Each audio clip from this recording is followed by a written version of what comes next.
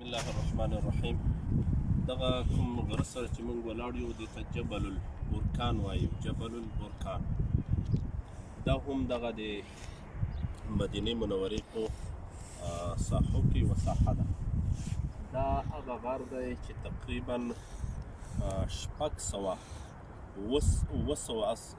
سنه هجري کې دې اور اخیستی و، او داسې اور یې اخیستی و چې سبحان الله مکه مکرمه کې د ابن حجر عسقلاني رحمه الله د قول موافق چې په مکه مکرمه کې هم خلکو دغه رڼا لیدلې وه چې کوم اور دلته بل و، او دا د چهارشنبې په شپه باندې دغه اور بل شوی و. ان تر جمعې دوام کاوه.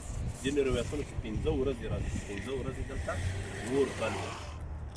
د تاریخي حیثیت دا دی. البته په یو حدیث مبارک کې د قیامت له علایمو څخه یو علامه دا ذکر ده.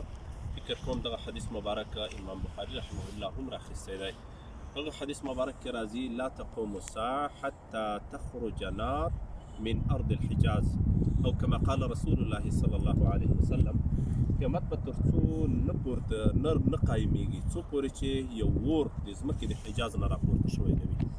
نو علامه ابن حجر عسقلاني رحمه الله فرمایي چې دغه اوومه صدۍ کې چې کوم اور دغه غره اخیستی و، تاسو ورته وګورئ خپله هم داسې ښکاري لکه سکاره غوندې، لکه یره غوندې، ډبرو تیږو داسې لوی اور و چې حتی یو روایت کې دا هم راځي چې په یمن کې، یمن خو ډېر لرې دی، په یمن کې هم دغه لمبې لیدلې شوي دي، او حتی کې د دې رڼا ته خلکو کتابونه لیکل. هغه وخت کې خو د بجلیو کمزورتیا وه، نو دا منطقه ټوله یې رڼا کړې وه. داسې یو لوی اور و چې د رسول الله صلی الله علیه وسلم قول مبارک الله عز وجل رښتیا کړ.